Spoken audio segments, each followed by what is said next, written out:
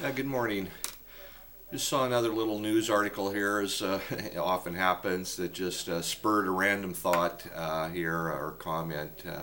But I was talking the other day about some, of my ideas for potentially job stimulus relating to huge government programs, rebuilding infrastructure, and revitalizing NASA, a couple things like that. But Obama just recently here has also announced his ideas sort of in the same area a little bit with rebuilding of roads, which are also crumbling, and bridges and some stuff like that. So he has proposed a $50 billion program to throw $50 billion at infrastructure rebuilding to spur jobs and that type of thing, which is really a drop in the bucket and sort of somewhat insignificant in my opinion. They threw almost $1 trillion at the financial guys. So 50 billion, what's that for jobs? That's nothing. But in any case, of course, the Republicans are just fighting him tooth and nail on this, as they are doing, for everything. And while traditionally our family may have been Republican, and if you asked me, am I Republican or Democrat a few years ago, I probably would have said Republican. But now I just you really can't say, because they offer nothing in return. They don't offer any alternative plans. But it also seems that they're all for anything that throws billions of dollars at the financial people that make contributions to them. But when it's to throwing billions towards the average working Joe who does not, well, we can't afford that. That's all. We can't afford that. And by the way, I have no alternatives, so we simply can't afford it. So see you later.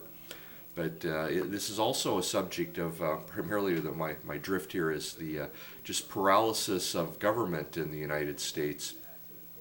The Republicans, whether it was by accident or plan, have discovered that while they are not in power, they can effectively block everything due to the rules of how many people have to approve a bill or a measure.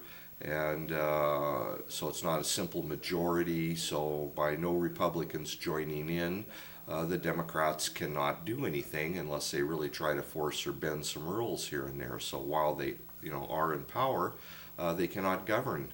And way back when I was a kid, I remember watching This Week in Parliament in Canada with my, I guess, ex-father-in-law.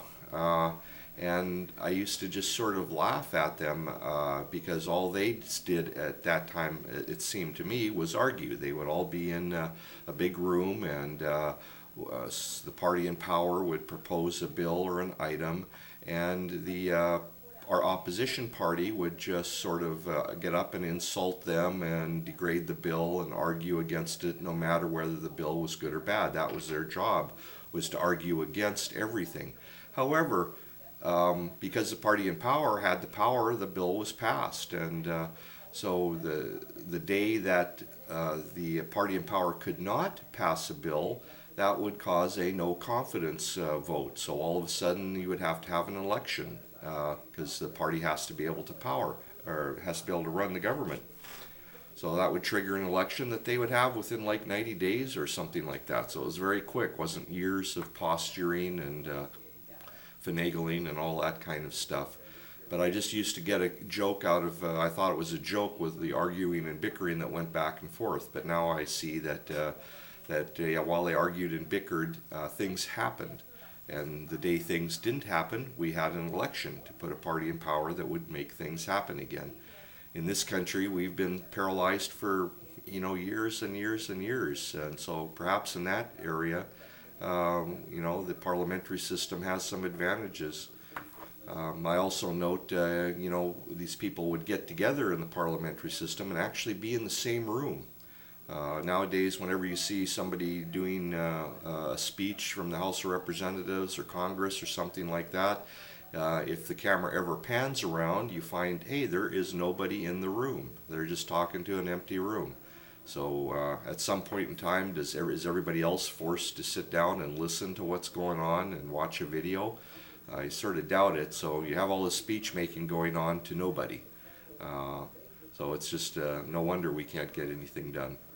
But anyway, just a comment on I guess I'm going to say Republicans fighting everything and not coming back with anything else, and the paralysis of our government. So none of it's good. I sort of feel for Mr. Obama. I do not vote.